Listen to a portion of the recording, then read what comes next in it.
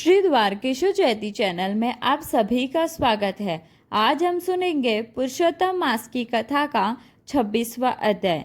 बोलो श्री गजानन जी महाराज की जय, सरस्वती मैया की जय, पुरुषोत्तम भगवान की जय। वध 11 आज का पाठ। पुरुषोत्तम मास की कथा 26वां अध्याय, व्रत नियम छोड़ने की विधि। विशेष तवा पतेली की कथा। कीर्तन पुरुषोत्तम सहस्त्र नामावली श्री कृष्ण मंत्रमाला। वाल्मीकि रुवाच। अशेष पाप नाशार्थ प्रीतये गरुण ध्वजे गृहीत नियम त्यागच शोचयते विधि पूर्वकम। वाल्मीकि बोले, अब समग्र पापों के नाश करने और गरुड़ ध्वज भगवान को प्रसन्न करने जो नियम लिया हो उसे विधि पूर्वक त्याग करने का कहा है। सूत पुराणी बोले, हे शौनकादि मुनियों, अब मुनि वाल्मीकि जी राजा धृढ़धनवा को व्रत छोड़ देने की विधि के बारे में बताते हैं। मैं आपकी उपस्थिति में वह प्रस्तुत करता हूँ, वह सुनो। व्रत करने वाले को सारा पुरुषोत्तम मास दौरान एक ही बार भोजन लेना चाहिए। उसे ब्राह्मण को भोजन देने बाद ही अपना नियम छोड़ना चाहिए। बिना मांगे अपनी थाली में जो चीज़ वह हो वह जीमना। ऐसा नियम वाले को स्वर्ण दान देकर अपना नियम छोड़ना। सारा मास उपवास व्रत रखा है, वह अपनी दक्षिणा के साथ गाय का भी दान करे। दूध या दही का दान भी दे सकता है। जिसने फल का त्याग किया है वह फल दान करे। अनाज का त्याग करने वाला अनाज का दान देना। जमीन पर सोने वाले को चादर, तकिया, साथ में गद्दी का दान देना। पेड़ के पान खाने वाला घी शक्कर युक्त भोजन कराए। मौन रखने वाले को चक्की और तल का दान करे। जो व्रतधारी अपने नाखून और बाल बढ़ाता है वह आईना का दान करे। जूते न पहनने वाला जूते का दान दे। नमक त्याग करने वाला शक्कर का दान करे। रोजाना दिया तैयार करने वाला तांबे वाले बर्तन में पीतल का दिया रखकर 40 वजन का सोना दान में देना। एक एक दिन को छोड़कर उपवास करने वाले को 8 कलश दान में देना जरूरी है। यह कलश वस्त्र और सोने से युक्त होने चाहिए। और आखिर में 30 लड्डू, छाता और जूते का दान करे। यह मास दौरान एक तरह का भोजन लेता है वह मोक्ष को पाता है। एक ही बार भोजन लेने वाला राजा बनता है और उड़द न खाने वाला निष्पाप होकर वैकुंठ धाम जाता है।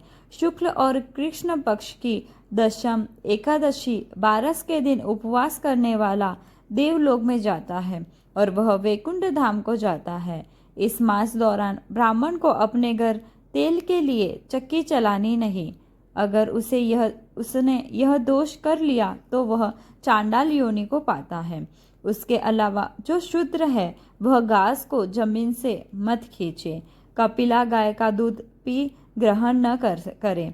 सूखे पान से बने बर्तन में भोजन न करे जिसे पत्तल पड़िए कहा जाते हैं। प्रणव होम मंत्र का उच्चारण न करे। कोई वैदिक क्रिया न करे।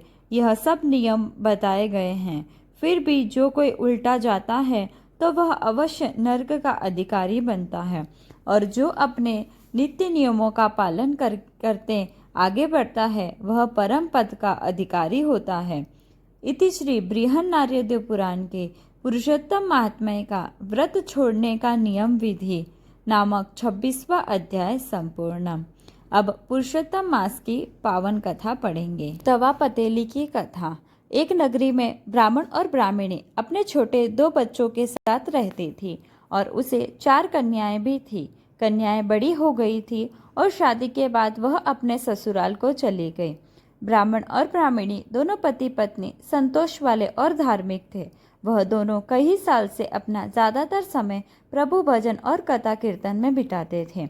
अपनी चौथी बेटी की शादी के बाद जब से अपने ससुराल गई थी तब से घर का सारा काम ब्राह्मणी के कंधों पर आ गया था। वह अब 60 साल की हो गई थी, अतः वह अपना काम ठीक से कर नहीं सकती थी और नतीजा सामने आया। चारों को खाना बनाना और घर के अन्य काम में न जाने सारा दिन कहाँ चला जाता था। अतः वह प्रभु भक्ति भजन कथा पठन के लिए समय कहाँ था, तो वह दुखी दुखी रहती थी। ऐसे में पुरुषोत्तम मास का आगमन हुआ। अब सिर्फ 2 दिन बाकी था। वह चिंता में डूब गई। मैं हर साल व्रत करती हूँ और मेरा व्रत बिना कोई आपत्ति पूरा हुआ है, लेकिन अब की बार कुछ गड़बड़ लगती है। शायद व्रत होगा कि नहीं। ब्राह्मणी ने अपनी चिंता अपने पति को सुना दी। बोली, पहले अपनी 4 बेटियां घर काम करती थी, अब ससुराल में है। 2 बेटे अभी छोटे हैं। अगर बेटे और शादीशुदा होते तो उनकी बहुएं घर का काम करती और मैं प्रभु भजन। अब पुरुषोत्तम मास आने में 2 दिन रह गए हैं।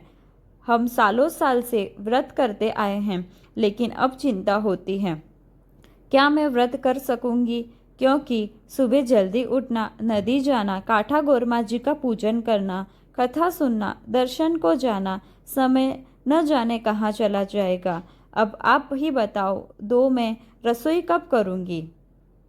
अपनी पत्नी की बात मानते वह बोला, तू ठीक बोलती है। हमारे भगवान पुरुषोत्तम जी बड़े दयालु हैं।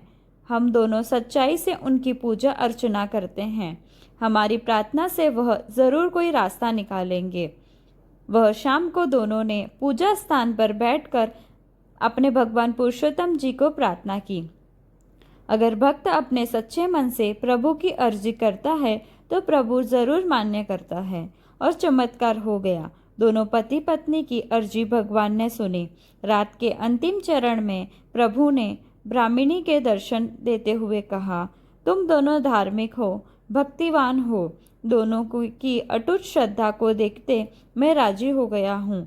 अपने घर के भोजन के मामले तुम मेरा स्मरण कर सकती नहीं हो, अतः मेरा दिल दुखी होता है, मगर मैं देवी तत्व वाले तवा और पतीली देता हूँ।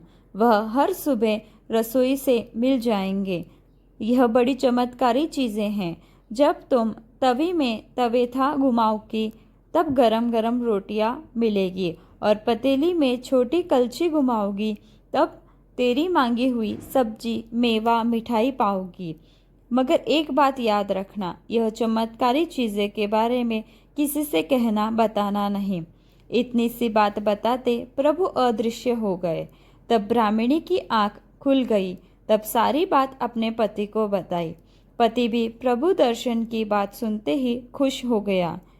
अब सुबह होते ही ब्राह्मणी अपने रसोई घर में गई। वहां चांदी की तवी और सोने की छोटी तपेली नजर आई। दोनों चीजें देखते ही पति पत्नी की आंखें आंसू से भर गई। वे खुशी के आंसू थे। दोनों राजी होते ही प्रभु भजन करने लगे। जब भोजन का वक्त हुआ तब ब्राह्मणी ने तवी से गरम गरम रोटियां पाई और छोटी पतीली से मेवा मिठाई लिए मिले। बाद में दोनों ने संकल्प किया कि हम दोनों कल से भगवान पुरुषोत्तम जी का व्रत अवश्य करेंगे। अब अधिक मास शुरू हुआ। पहले दिन से दोनों नदी गए, वहां काठा गोरमा जी की पूजा की, प्रभु की कथा सुनी, अपनी शक्ति मुताबिक दान दक्षिणा दी, देव दर्शन किए। दोपहर होते दोनों घर आए, अपने रसोई घर में पड़ी चीज़ों का प्रयोग किया और गरम गरम रोटियां और बढ़िया बढ़िया खाना खाया। पति पत्नी और दोनों बेटे राजी हो गए। चारों ने आज तक ऐसा अच्छा और स्वाद वाला खाना नहीं खाया था। 2-4 दिन निकल गए। पत्नी खुश थी क्योंकि अपने सिर से रसोई की जिम्मेदारी हट गई थी। अब वह प्रभु भजन में अपना दिन पसार करने लगी। लेकिन 2 बच्चे सोच में पड़ गए। माँ भोजन के लिए कुछ करती नहीं है, न बाजार जाती है, न सब्जियाँ लाती है, फिर भी हमें वक्त पर बढ़िया खाना मिल जाता है। यह सब क्या है? कैसा चक्कर चलता है? एक दिन 2 बेटे चुपके चुपके देख गए। बच्चे आखिर बच्चे, वे अपने मित्रों को बात बताई। मित्रों ने अपने माता पिता को कहा और बात सारे गांव में आग की तरह फैल गई। राजा रानी के कानों तक बात गई।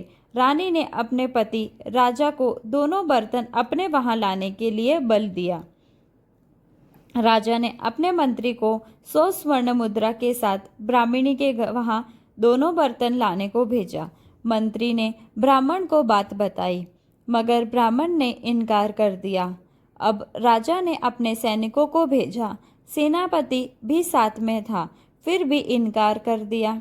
अब सेनापति ने ब्राह्मण के रसोई घर में घुसकर दोनों बर्तन लेने जोर दिया, मगर यह क्या, तभी लेने अपना हाथ रखा वैसे ही चिपक गया, हाथ बर्तन पर और पैर जमीन पर। यह खबर राजा को मिली। राजा आग बबूला होते वहां आया और अपने हाथ फैलाए। उसकी दशा भी वैसी ही हो गई। यह समाचार आग की तरह सारे गांव में फैल गई।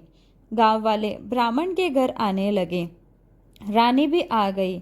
वह समझदार थी, समझ गई भगवान नाराज हो गए हैं, और फिर वह दोनों पति पत्नी के सामने नमस्कार कर बोली, हमें क्षमा करो। अब आकाशवाणी हुई, हे राजन, तुम अपना धर्म भूल गए हैं, अपने नगरवासी की रक्षा के बदले लूटने आए हैं। अगर तुम मुक्ति पाना चाहते हो तो यह दोनों पति पत्नी को 1000 स्वर्ण मुद्राएं दे दे। राजा ने जैसे संकल्प किया वैसे ही वह छूटा। सेनापति भी छूटा। राजा ने स्वर्ण मुद्राएं दी और प्रभु की भक्ति का प्रण लिया।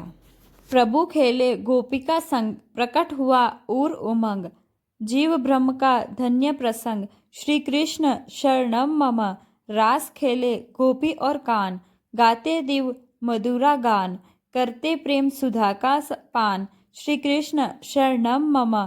सूर मुनिवर देखने लोभाए, रास लीला देखकर हर खाए, पुष्प वृष्टि कर कृतार्थ बने, श्री कृष्ण शरणम मम। बोलो पुरुषोत्तम भगवान की जय हो। श्री कृष्ण कन्हैया लाल की जय हो। जय श्री कृष्णा। राधे राधे।